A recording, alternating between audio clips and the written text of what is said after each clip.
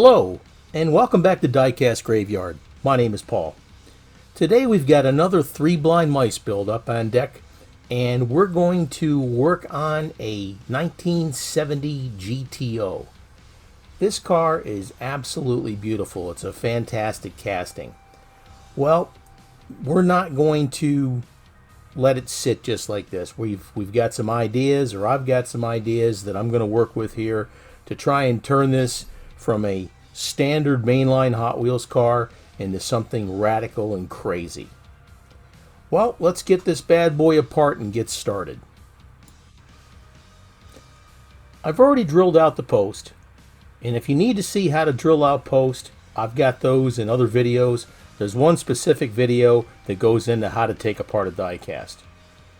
This body is really cool. The real car, the 1970 GTO, is absolutely stunning, and man, I tell you, I wish I owned one. The interior is nice. We're not going to have to do anything with that. The windshield's in good shape, but we're definitely going to do a wheel swap here. I really hate that they take a beautiful car like this and put a plastic base on it. We're going to take the body and put it in the citrus strip. Since we're going to do a full color change here, we're going to make sure that we get the inside and the outside of the body in order to remove all the paint. I just use a stiff brush here, and I keep it in a little bowl.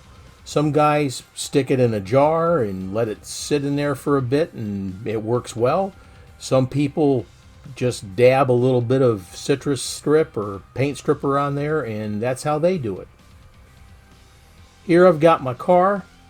I've got an engine that I pulled out of a Nash dragster, and we're going to open up the hood on this car, and we're going to put this dragster engine with this big blower on top, or this big supercharger, and we're going to put that inside the car. What I did is I took the engine and I traced out the area here, and we're going to drill some holes in there to open this up so we can put that engine in.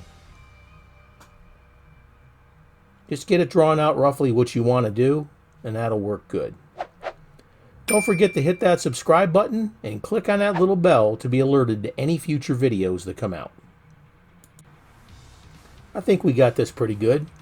Now we're going to drill some holes so we can start filing this area once we get that area drilled out. That's about right. Now if we have to make it a little bit bigger here and there, we can always use a file and extend it. Maybe not so big, but we'll see how it goes. I think we just need to get rid of these little hood scoops that are on the car.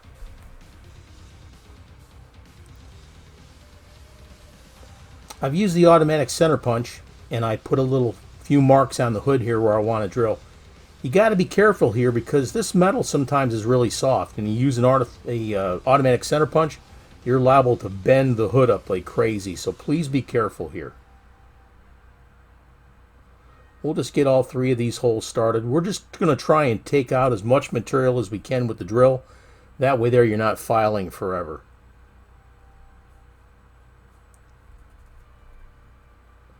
I put 3 areas here that I want to drill out.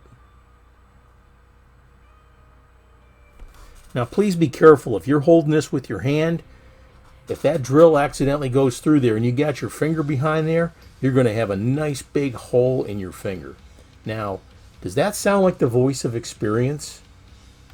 Take it for what it's worth, folks. There's your hint today from your Uncle Paulie. Alright, that one's all the way through. Let's do this other one. Just be careful.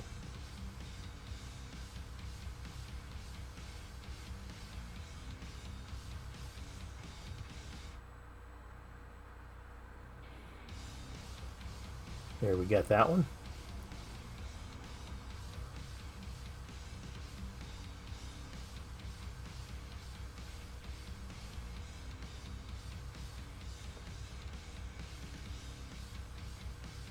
Good deal. Now we're just going to take the snips and we're going to snip out those center sections, and then we're going to start filing down. Don't file too much. File an area, take a look at it, and then try and fit the engine in there. If it's not fitting yet, you got to file more. You just don't want to file too much because you can't put it back.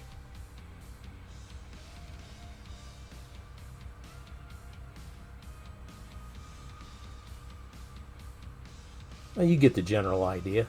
File it down till you get the shape you want.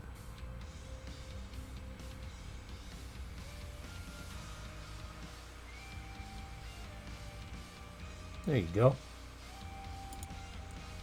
We got the car all stripped down, of course, and we're going to use this metal polish cream that I saw on Facebook. You ever see that one where they're polishing a big beer keg or something like that, and they're polishing this big area? So I ordered some just to see what it would do. You want to know what? It's junk. It's junk. Don't order it. It's crap. I shook the hell out of the bottle. I put it on there. The stuff we use already, the Blue Magic metal polish cream or the Flitz or whatever, that stuff works just fine. This stuff is trash. Now, I'll use it up doing something else, but I'm not going to use it on my cars anymore because it sucks.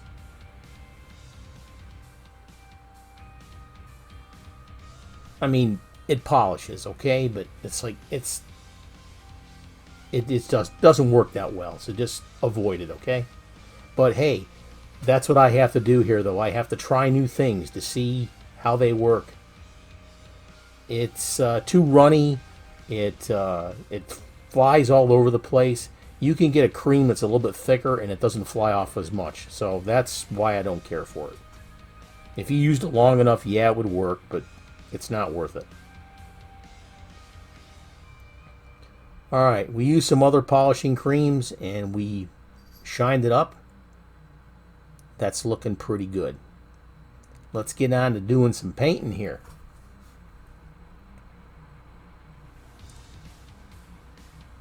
First coat of paint I'm going to put down here is a Spectra Flame Yellow. Now right now I'm putting on the tack coat. Just a very light mist coat here. And then once we get this mist coat on, we're going to let it set for about 4 or 5 minutes, giving it time to get a little bit sticky. This is going to give you the rest of your paint something to hold on to. Just go over the car, keep moving. Don't paint too long in one spot, especially with this tack coat. You don't want to put too much, because if you do, it'll definitely run. Try and get your hard to reach areas first if you possibly can. That way there, it'll be out of the way and you won't have to bend your car in all kinds of different directions in order to get everything painted. Get your fender wells, get inside the car, get the inside of your doors, because they may be seen. That's looking good. Just a nice light coat on this bad boy.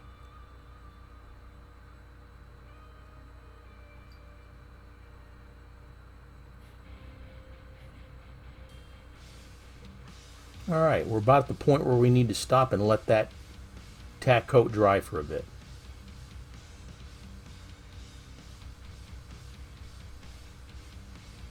Good deal. Now we let the tack coat dry up. We're going to put some heavier coats of the yellow on. You still don't want to saturate it to this point, because if it gets too heavy, like I said, it'll run. But you want the yellow color to show. You don't want it to be a pastel. You want it to be yellow. Just keep moving as you're painting. As you're painting and you're getting the coats on there, man, you're going to start to see this thing shine like crazy, and it's going to be beautiful. Look how nice and shiny that's starting to get already.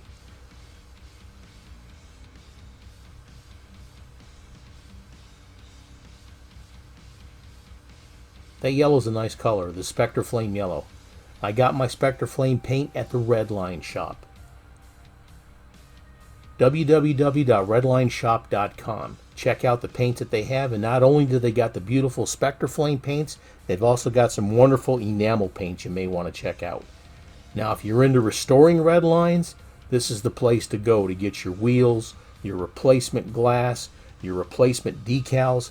This is the place to go. Now, there's a bunch of other nice folks on eBay and other places to get your red line parts. You can get them anywhere you want to. I prefer to get them at the Redline shop. Alright, let's let this tack up a little bit. It's been sitting for about 5 to 10 minutes now. Now we're going to put on another color. We're actually going to hit this with some orange. So we're going to do a fade here from an orange to a yellow.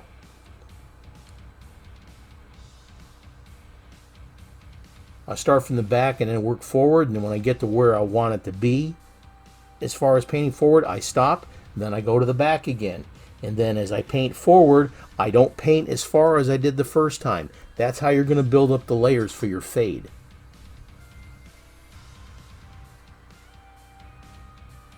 Alright, about 2/3 of the way through the door is about where I'm going to stop.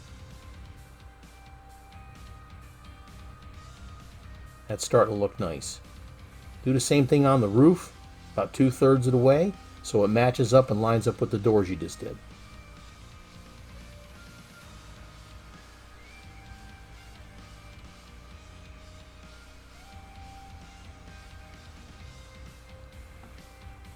Looking really nice.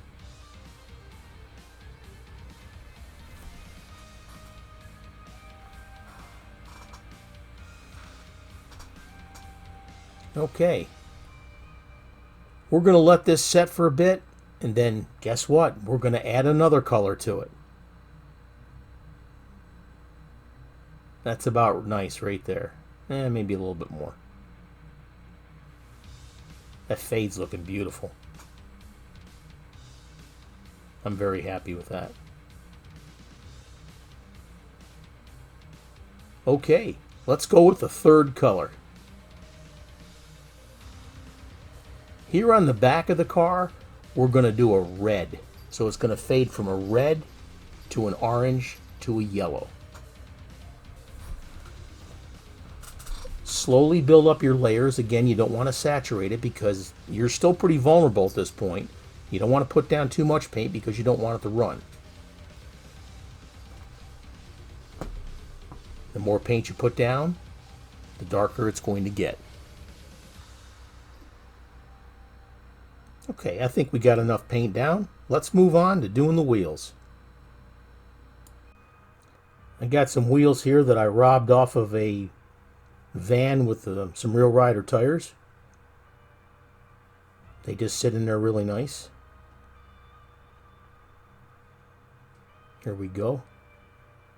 Put them bad boys in there and we'll get them glued in place. Now I just use this little vise here that I got, and I use a piece of tape to hold it down so it doesn't move, so it keeps it level.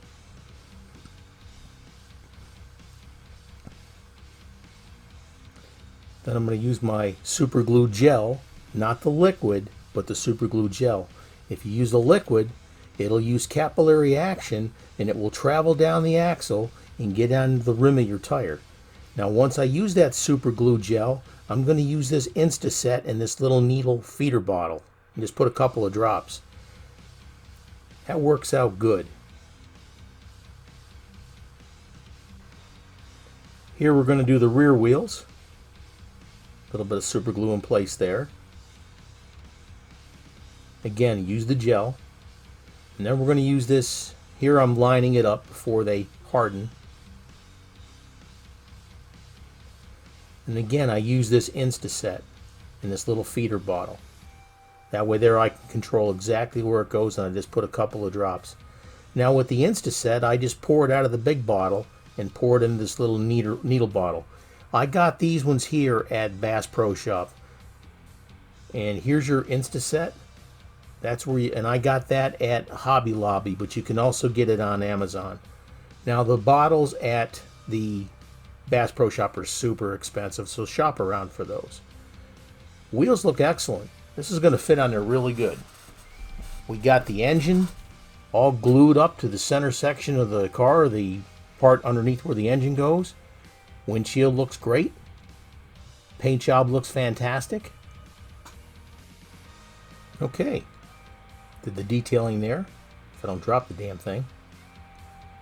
Let's put it together and do our reveal. And this is what we started with. This 1970 Pontiac GTO, the Judge. What a beautiful car. I mean, in real life, like I said, this car here was one of those ones you really wish you owned. Now, I prefer the orange one over the green one. But it didn't matter because we were going to get rid of the paint here anyways. And this is what we ended up with. What a beautiful stance on this car. We did a really nice fade in there from a red to an orange to a yellow. A really nice, beautiful, subtle transition of paint. We cut out the center hood and we installed this engine with the supercharger sticking out of the top. That looks fantastic. We put those beautiful tires on there. We detailed the front end and the back end. That looks really good. What a beautiful job here for the 3 Blind Mice build. I'm very proud of this car. Now folks, like I said, you can do this too. Get you some supplies, start out working on main lines, get your skills down, and then you can go on to something a little bit harder. But the only way you're going to get better at this is if you try it and do it yourself. This is fantastic. Now, I do have a Patreon page, and I hope that you subscribe to it. I'd like to thank Chris Smith, Jim Silva with his YouTube page. We got Stacy Wright, Daryl Begtel. We got new subscriber Michio Woods Garage. Richard there. Check out his Facebook page. He's constantly selling Hot Wheels on there. Fantastic stuff, and he sells them for a really good price. One of my first subscribers and one of my first Patreon, actually my first Patreon member, Aaron Murphy. Thank you, brother, so much. I also want to thank William Robinson, Mr. K7. Thank you so much, sir. And new subscriber, Mortician level, Mr. Jake Rademacher. Sir, thank you so much for all your patronage, your donations, your subscriptions. Thank you. I can't thank all of you enough for supporting my page.